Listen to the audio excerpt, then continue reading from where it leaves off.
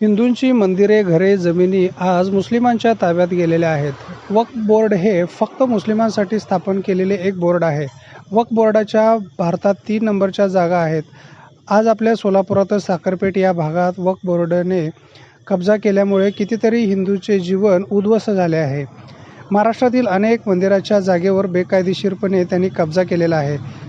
तो असा एक कायदा आहे, मुस्लिम ज्या जागेवर हक्क सांगतात ती जागा त्यांची होऊन जाते.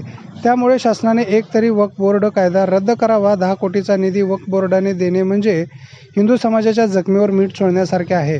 तरी वक्फ बोर्डाला दिलेला 10 कोटीचा निधी रद्द करावा, अन्यथा हिंदू महासभा संपूर्ण महाराष्ट्रामध्ये तीव्र आंदोलन करणार आहे, असा इशारा हिंदू महासभेचे शहराध्यक्ष सुधीर बहिरवाडे यांनी दिला आहे. वक्फ बोर्डाला 10 कोटीचा निधी दिलाय, असं वाटायला लागलंय की महाराष्ट्र शासनाने हिंदूला 10 कोटीचा निधी हे विष दिलंय, विष की तुम्ही पिऊन मरा.